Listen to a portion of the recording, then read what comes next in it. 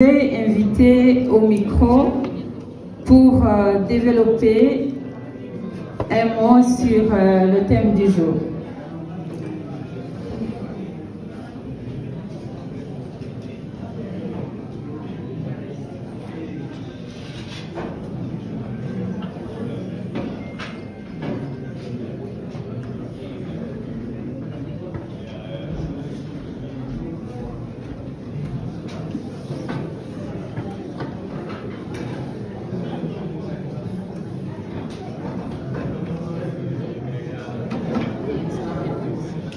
Il y a ma fille, mais elle va pas revenir.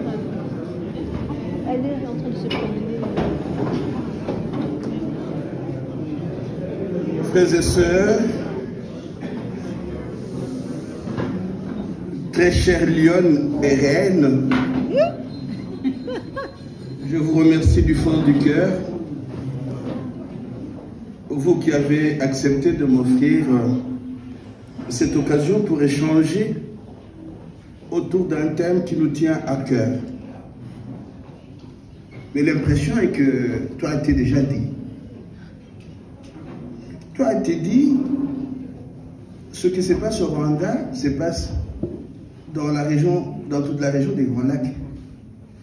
Il y a des clics qui ont été sous-fifrés, si vous me passez le verbe, pour pouvoir prendre les Grands Lacs en otage. Ah, le prix, mon thème c'est démocratie dans les Grands Lacs. À quel prix? Le prix, c'est la prison, c'est la mort. Le prix, c'est l'exil. Le prix, c'est l'enfermement, comme notre lionne en fait l'expérience sur place. Mais pourquoi? Pourquoi cette démocratie qui nous a été vendue vers les années 90 n'arrive pas à pouvoir s'implanter dans cet espace africain? Une démocratie vendue, c'est-à-dire que ce n'était pas la véritable démocratie. C'était la démocratie des autres. Cette démocratie qui nous a été vendue vers les années 90, c'était mot corrompu. On met tout et n'importe quoi derrière ce mot-là. Et on a l'impression de nous dire dans les Grands Lacs africains que chaque fois qu'on organise les élections, piège à con, la démocratie est réalisée. C'est faux et archi faux. Que ce soit en Ouganda, que ce soit au Rwanda ou au Congo, ces élections-là se sont révélées être des pièges à con. Et nous ne pouvons pas parler de la démocratie dans cet espace africain sans faire une petite référence à notre histoire commune. Et même à l'histoire universelle. Quand le mur de Berlin tombe en 1989, les maîtres du monde et leurs experts disent, il y a Francis Fukuyama qui écrit un livre très célèbre, La fin de l'histoire. Donc pour eux, l'histoire telle qu'elle a été vécue pendant la guerre froide prenait fin et ils devenaient, eux, les mondialistes, les maîtres incontestés du monde. Alors, ils avaient des mots corrompus à nous vendre, entre autres le mot démocratie. Le mur de Berlin tombe en 1989, la Russie se disloque en 1991, ils estiment qu'ils deviennent les maîtres incontestés, incontestables du monde entier. Ce sont les anglo-saxons et nous le savons, avec à la tête les États-Unis, la Grande-Bretagne et Israël, et leurs alliés. Alors, quand nous examinons ce qu'ils nous ont vendu comme mots, je le redis encore, ce sont des mots pourris. Entre autres, le mot démocratie. Il y a un philosophe indien qui a écrit un petit livre Amartya Sen qui a écrit un livre intitulé « La démocratie des autres ». Quand eux viennent nous vendre ce mot corrompu vers les années 90, nous oublions, nous, que nous avions déjà connu dans nos villages des systèmes démocratiques sous l'arbre à palabre. Et sous l'arbre à palabre, que signifiait la démocratie? Quand il y a un problème dans un village, le chef réunit ses sujets, il participe à la résolution de ce problème, ils débattent sur ce problème, ils délibèrent sur ce problème et ils prennent des décisions collectives. Donc, notre démocratie à nous, sous l'arbre à palabre, avait comme référence la participation citoyenne, le débat citoyen, la délibération et la prise des décisions collectives. Mais quand ils nous ont dit vers les années 1990 que pour nous aider, c'était ça la condition. C'est M. Mitterrand qui tient son discours à la Gaule et qui dit désormais, pour aider les pays africains, ils devront se soumettre aux principes démocratiques. Aider qui aide qui depuis toujours? Comment ces pays qui ont vécu depuis 1985 en pillant l'Afrique, pouvaient-ils aider l'Afrique en lui imposant un mot corrompu qu'ils appelaient démocratie, mais tout en mettant entre parenthèses toute une histoire riche de la palabre africaine. Donc, ce soir, ce que nous avons à retrouver, c'est d'abord relire notre histoire. Pour échapper au vol, il y a un Britannique qui a écrit un livre magnifique, Jacques Goudy, qui a écrit Le vol de l'histoire. Donc, nous souffrons non pas du manque de démocratie, mais beaucoup plus du vol de l'histoire. Notre histoire a été volée et nous peinons à pouvoir nous en réapproprier.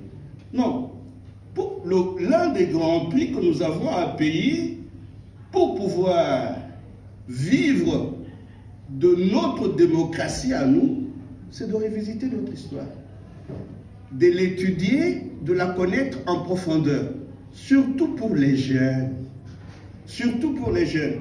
Nous, les aînés, nous devons pouvoir jouer les relais pour dire à nos jeunes, écoutez, qu'on ne vous mente pas. Toutes les sociétés humaines qui se respectent avaient des modes de résolution de leurs problèmes et de leurs conflits. Il n'y a pas eu un peuple qui, à un certain moment, a dit qu'il avait reçu une mission divine de pouvoir aller redistribuer la démocratie à tous les autres peuples. Or, si nous considérons ce qui s'est passé après la chute du mur de Berlin, qu'est-ce qu'il y a eu? Ils nous ont vendu un mot corrompu pour tuer et piller le monde entier. Regardez, il y a un auteur, un journaliste américain qui a écrit un article formidable quelque temps après la chute du mur de Berlin, Edward Herman. Il a écrit un article intitulé Produire des États ratés. Et quand vous lisez cet article-là, vous retrouvez un pays comme le Congo, dit démocratique, classifié parmi les pays qui devraient être produits comme États ratés, c'est-à-dire des États qui, après une guerre de basse intensité, une crise économique, deviennent incapables de pouvoir répondre aux attentes légitimes de leur peuple. Donc, la guerre qu'il y a eu chez nous, dans les Grands Lacs, à partir des années 80, parce qu'il y a des gens qui estiment que la guerre est venue plus tard.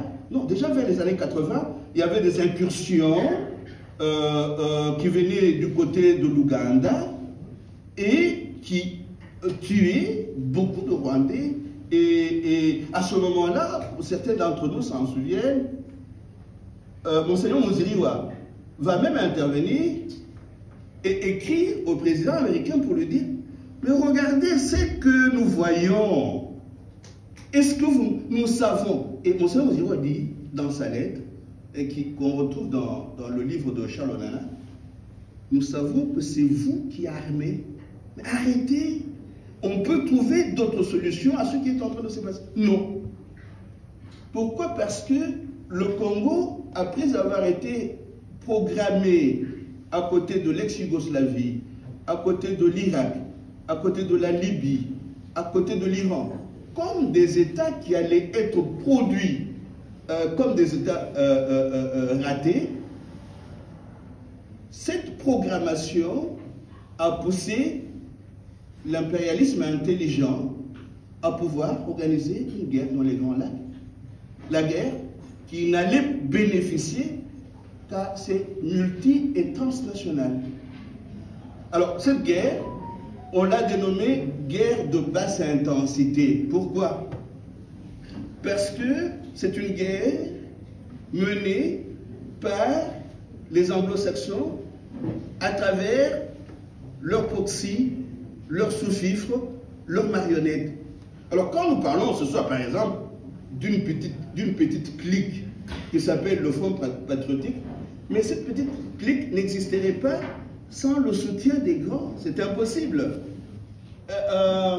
En 2008, c'est Pierre Péan qui reproduit cette conversation dans son livre Carnage, les guerres secrètes des grandes puissances en Afrique. Pierre Péan rencontre Denis Sassou Nguesso, le président du Congo-Brazzaville. Il lui dit, mais qu'est-ce qu'il faudrait faire pour que M. Paul Kagame devienne un peu gentil avec la France, parce qu'il est en train tout le temps de rentrer la France dedans. Alors, Denis Sassou Nguesso dit ceci à Pierre Péan. La France n'a qu'à demander aux parrains de Kagame de se calmer. Il va se calmer. Ses parrains, c'est la Grande-Bretagne, les États-Unis et Israël. Alors, il compare Kagame à un paralytique. Il dit, si tu vois un paralytique assis en dessous d'un arbre, en train de jouer avec des feuilles vertes, c'est qu'il y a quelqu'un dans l'arbre qui les lui jette. Sinon, il s'amuserait avec des feuilles mortes.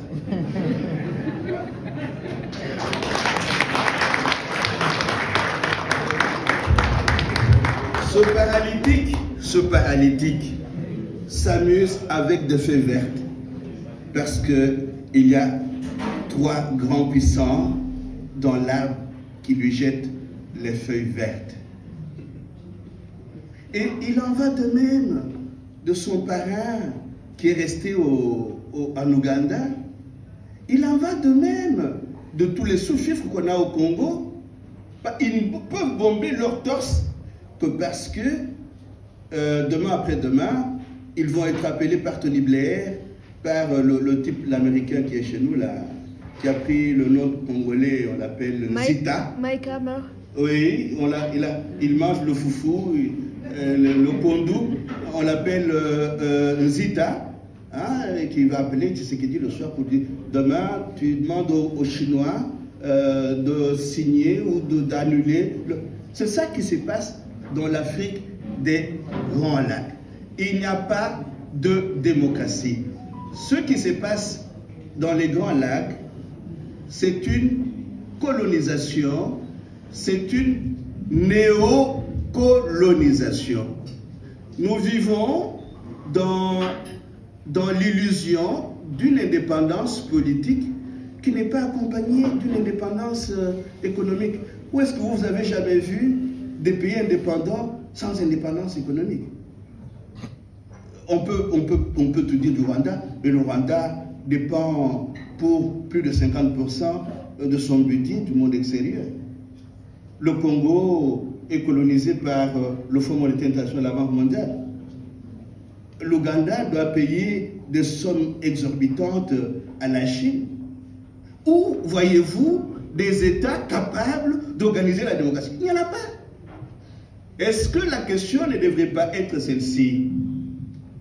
Comment pouvons-nous d'abord nous battre pour redevenir des États? Nous ne sommes pas des États. Nous battre pour devenir des États, mais des États souverains. Parce que la guerre mondiale aujourd'hui se mène entre, d'une part, les États souverains qui voudraient que le droit international soit respecté, et d'autre part, les mondialistes qui, eux, ne jurent que par la colonisation du monde entier. Alors, nous prenons quelle option? Si nous prenons l'option des souverainistes, nous pourrons alors d'abord nous organiser comme peuple. Pourquoi nous organiser comme peuple? Pour pouvoir renverser la pyramide hiérarchique dans nos pays. Et pour s'organiser comme ça, nous avons besoin de créer ce qu'on appelle une masse critique. C'est-à-dire une masse des Congolais, une masse des Rwandais, une masse d'Ougandais, de Burundi et d'autres pays environnants qui comprend les enjeux, qui les comprend en conscience. Comprendre, connaître, lire, ça ne suffit pas. Connaître, comprendre en conscience. Et puis, s'organiser dans des collectifs qui s'habituent à lutter sur le court, moyen et long terme.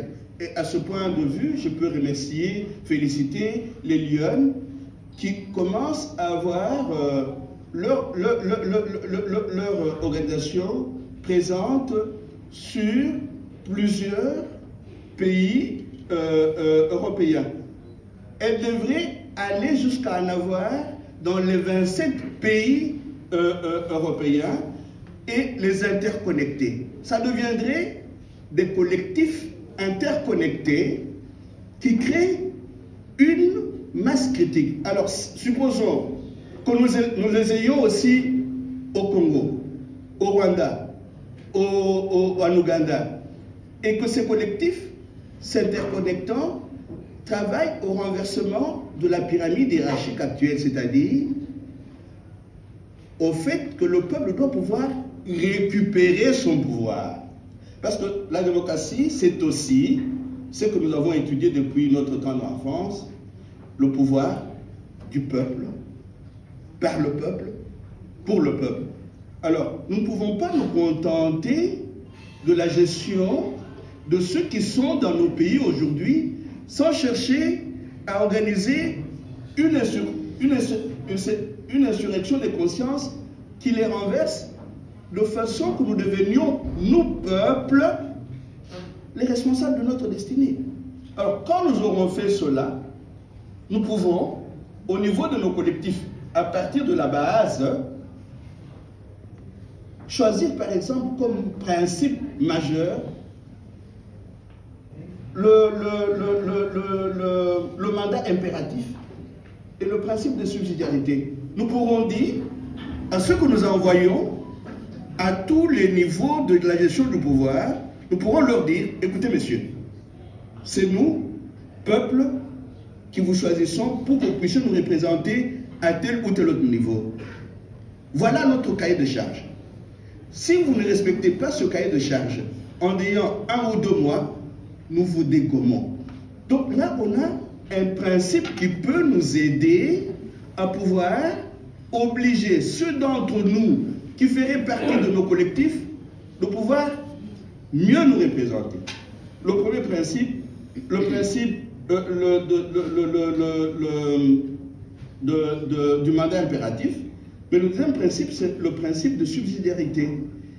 Ce que nous pouvons faire, nous, en tant que peuple, au niveau de nos collectifs à la base, nous ne sommes pas nécessairement obligés d'attendre que le sommet vienne le faire. Il y a par exemple dans notre pays, au Congo, un slogan qu'on entend beaucoup chez nos populations.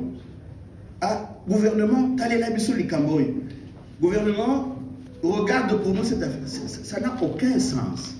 Vous ne pouvez pas, vous, les responsables de votre pays, être tout le temps en train de crier pour que les sous-fifres qui ont été mis à la tête de vos pays par des puissances d'argent viennent résoudre vos problèmes.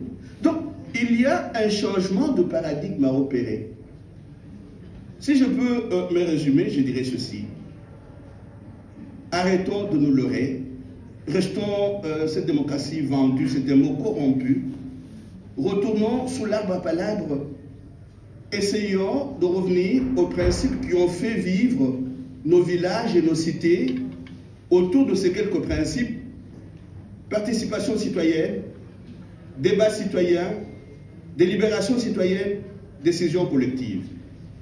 Quand nous aurons fait cela, organisons des collectifs citoyens qui nous aident petit à petit, sur le court, moyen et long terme, à renverser les rapports de force dans nos pays, de façon que, si ces collectifs deviennent réellement les démiurges de leur propre destinée, ils aient au moins deux principes à opposer à ceux qu'ils pourront choisir comme gouvernants. Le mandat impératif, le principe de subsidiarité. On pourrait aussi ajouter le référendum d'initiative populaire. Nous sommes citoyens. Vous ne faites pas ce que nous vous demandons. Nous participons à l'élaboration de la Constitution. Nous disons, si 1000 citoyens arrivent à rejeter ce qui est proposé, nous adoptons cela et celui qui ne respecte pas peut être dégommé. Référendum d'initiative populaire, mais il y a aussi, comme au Venezuela, un autre référendum, le référendum révocatoire. Nous vous avons élus sur un programme, nous vous avons confié nos cahiers de charges. Si vous ne les respectez pas, nous vous dégommons. Mais pour cela, il faut une bonne connaissance de l'histoire, une connaissance en conscience de l'histoire, une bonne connaissance de l'anthropologie et aussi de la géographie. Notre histoire, la connaître, mais connaître aussi l'histoire des autres. Parce que ce dont nous souffrons dans l'Afrique des Grands Lacs, c'est quoi? C'est une histoire boutiquée depuis Cecil Rhodes. Parce qu'il y a cette histoire du Grand Rift. Regardez, le Grand Rift part d'où? Dans dessous de la Syrie, là-bas, jusqu'au Cap. Et les anglo-saxons, les amis qui font partie avec Tony Blair de leur cercle des Fabiens, et les Bill Clinton et les autres, sont les héritiers d'une idéologie. Les Grands Lacs sont tellement riches, l'Afrique et les pays qui sont frontaliers de l'Afrique sont tellement riches qu'il faut prendre le Grand Rift qui part dans dessous de la Syrie jusqu'au Cap. Parce que cette partie de l'Afrique, selon Cecil Rhodes, est habitée par des peuples qui font la honte de l'humanité. Nous faisons la honte de l'humanité.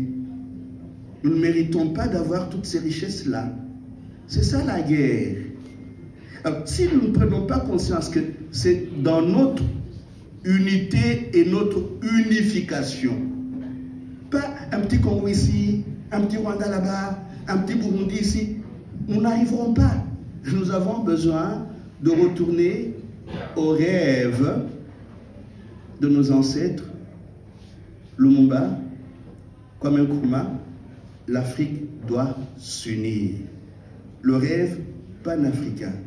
Seuls, nous n'y arriverons pas. Les guerres qui sont menées en Afrique centrale, dans l'Afrique des Grands Lacs, sont aussi des guerres pour éviter que l'Afrique puisse devenir une unité forte. N'oublions pas, je vais terminer par là, parce que si vous me laissez, on va aller sur.